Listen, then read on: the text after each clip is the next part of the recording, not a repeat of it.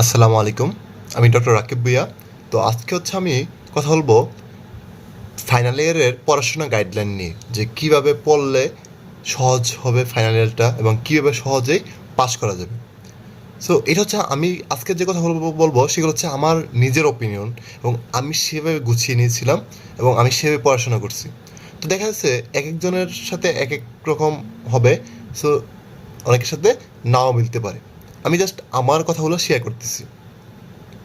তো ফাইনাল ইয়ারে ওঠার পরে আমাদের মাথায় একটা কথা ঢুকে যায়, সেটা হচ্ছে ফাইনাল ইয়ারে সারা বছর পড়াশোনা করা লাগে না, যে আমাদের যে ব্লক 3-4 মাস থাকে, ওই ব্লকের সময় পড়াশোনা করলেই পড়া কাভার হয়ে যায়।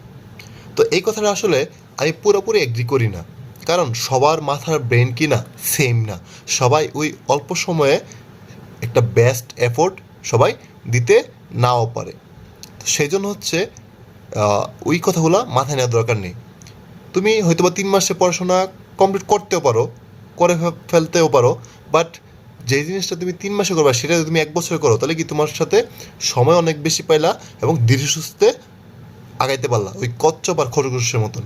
শুধু পরিশ্রম করলে হবে না, তুমি যদি রিল্যাক্সে পরিশ্রম করো একটা জিনিস, আর একটা সময় গিয়ে অনেক বেশি পড়াশোনা করা, দুই জিনিস না। সো আমার কাছে পছন্দ হচ্ছে কি অল্প অল্প করে প্রতিদিন পড়া। এখন ফাইনাল উঠলেই একটা জিনিস তোমাদের মাথায় ঢুকে যায়, গাইড পড়বো নাকি মেন বই পড়বো। সো ফাইনালে মনে রাখবা, ফাইনালের সিলেবাসটা অনেক বাস্ট। এই জিনিসটা তোমাকে মাথায় রাখতে হবে, অনেক বাস্ট।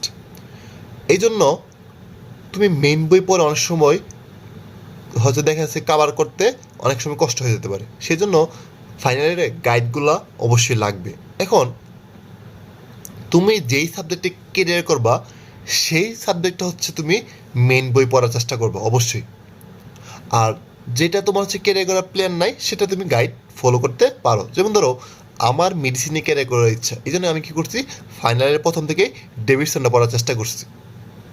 আর সার্জারি এবং গাণিত আমার ক্যারিয়ার করার ইচ্ছা নাই, সেই জন্য আমি কী করছি, সার্জারি এবং গাণিত আমি গাইডে পড়ার চেষ্টা করছি। বাট গাইড পড়লেও মনে রাখবা, গাইডগুলো কী করতে হবে, তোমাকে অ্যাপ্রোপ্রিয়েট যে ইনফরমেশনটা, সেই ইনফরমেশন তোমাকে কী করতে হবে, কারেকশন করে নিতে হবে। গাইডে অনেক কিছু ভুল থাকতে পারে, স্যারদের লেকচারের সাথে কন্ট্রাইন্ডিকেটেড, সেই ব্যাপারগুলো কী করবো, তোমরা গাইডে সলভ করে নিবা। তাহলে মনে রাখবা, ফাইনাল ইয়ারের সিলেবাসটা অনেক বাস্ট। এই জন্য কী করতে হবে, তোমাকে পড়াশোনাগুলো গুছায় রাখতে হবে। অ্যাটলিস্ট তুমি যদি সারা বছর পড়াশোনা না করো, গাইডগুলো অন্তত কী করবা, তুমি গুছায় রাখবা, যেন তুমি ব্লকের সময় গিয়ে শুধু টানা পড়তে পারো। ঠিক আছে, তাহলে কী করতে হবে, গাইডগুলো অবশ্যই করতে হবে, আমাদেরকে গুছিয়ে রাখতে হবে। এবং এক্ষেত্রে তোমাদের একটা পরামর্শ দিতে পারি, সেটা হচ্ছে সিনিয়র, তোমাদের যে ইমিডিয়েট যে সিনিয়র আছে, ওনাদের গাইডে যেই স্যারদের ফেভারিট টপিক, বা ফাইনালের স্যারদের বা কিছু কিছু স্যারদের কিছু ফেভারিট কোশ্চেন থাকে। এটা ফাইনালে না, এটা মেডিকেলের একটা নিয়ম, যে প্রত্যেকটা টিচারের কী থাকে, একটা ফেভারিট কোশ্চেন থাকে, এবং প্রত্যেকটা টিচারের কিছু জিনিস অপছন্দ থাকে। এই জিনিসগুলো দেখবা সিনিয়রদের গাইডে বা নোট খাতায় কারেকশন করা থাকে। এই জিনিসগুলো তুমি অবশ্যই কালেক্ট করে নিবা। ঠিক আছে, তাহলে গাইডগুলো তুমি কী করতে হবে, গুছায় রাখতে হবে। তারপর সেটা হচ্ছে ওয়ার্ডে পড়া তুমি কীভাবে পড়বা। মনে রাখবা, ফাইনালের যে প্রত্যেকটা সাবজেক্টের উপর 3 মাস, 3.5 মাস, 2 মাস করে যেই ওয়ার্ডে প্লেসমেন্ট থাকবে, ওই 2 মাস তুমি যদি অল্প অল্প করে ওই সাবজেক্টটা পড়ো, দেখবে তোমার অনেকটা পর আগায় যাবে। সো ওয়ার্ডে গিয়ে সময় নষ্ট না করে কী করবো, অবশ্যই তুমি ওই সাবজেক্টে একটু পড়ার চেষ্টা করবে। তারপর লং কেস এবং শর্ট কেস, এই দুইটা জিনিস ফাইনালের সবচেয়ে বড় হেডেক। লং কেস কি? লং কেস আমরা যে হিস্ট্রি যে লিখি, থার্ড ইয়ার ফোর্থ ইয়ার দেখবো অনেক হিস্ট্রি লিখছো, তো এখন কি করতে, তোমাকে অবশ্যই এই লং কেসটাকে গুছায় রাখতে হবে। এবং মজার ব্যাপার না, দুঃখের ব্যাপার, কোনো বইয়ে লং কেসগুলো পারফেক্টলি দেওয়া নাই। এই জন্য তুমি কী করতে হবে, লং কেসগুলো এবং তার সাথে ক্রস কোশ্চেনগুলো তোমাকে কী করতে হবে, গুছায় রাখতে হবে। তো তোমাদের একটা সুখবর দেয়, সেটা আমি 2-3টা বই গেটে তোমার মনে হয় কিছু কিছু বই তোমার চিপ কমপ্লেনটা ভালো দেওয়া, কিছু কিছু বইয়ে সেলিং ফিচার সুন্দরভাবে লেখা, কিছু কিছু বইয়ে ক্রস কোশ্চেনগুলো সুন্দর করে লেখা। তো আমি কী করছি, সবগুলা বইকে একসাথে নিয়ে আমি PDF বানিয়ে রাখছি, যেগুলো আমি তোমাদের সাথে অবশ্যই শেয়ার করবো ইনশাল্লাহ। সো লং কেস নিয়ে টেনশন করার কিছু নাই। এবার শর্ট কেস জিনিসটা কি? শর্ট কেস আমরা যে এক্সামিনেশনটা করি, এই এক্সামিনেশনগুলোকে আমরা বলি শর্ট কেস। এখন এক্সামিনেশনগুলোকে আমাদের কীভাবে করতে হবে, মনে রাখবা ফাইনাল প্রফের যে প্র্যাকটিক্যাল বা ভাইভা এক্সাম সেটার অন্যতম একটা গুরুত্বপূর্ণ টপিক হচ্ছে শর্ট কেস। শর্ট কেস কি? এক্সামিনেশন। অর্থাৎ তুমি যখন পরীক্ষা হলে যাবা, স্যার যখন তোমাকে শর্ট কেস বলে এক্সামিনেশন করো, তোমার হাতের স্মুথনেস দেখে স্যার বুঝে ফেলবে কি যে তুমি ফাঁকি দিছো নাকি আসলে এক্সামিনেশন করছো। এই জন্য তুমি যখন ওয়ার্ডে থাকবা বা দুইজন ফ্রেন্ড মিলে সবসময় মনে রাখবা প্রত্যেকটা এক্সামিনেশন এত বেশি পরিমাণ করবা যেন পরীক্ষা হলে ঢুকলে তোমার হাত কী করে স্মুথলি কাজ করে, তোমার জন্য বই কাজ না করে। তোমাদের অনেক সময় মনে হতে পারে যে এই এক্সামিনেশন তো অনেক ইজি, আমি তো অনেক ইজিলি এক্সামিনেশন করে ফেলতে পারতেছি। না, তুমি যখন পরীক্ষা হলে যাবা তুমি ঠিকই আটকা যাবে। এই জন্য করতে হবে অনেক বেশি বেশি পরিমাণে এক্সামিনেশনগুলো করতে হবে। এবার ফাইনাল ইয়ারে মুখস্থ করবা নাকি বুঝে বুঝে পড়বা? মনে রাখবা ফাইনাল ইয়ারে মুখস্থ বিদ্যার কোনো ভ্যালু নাই।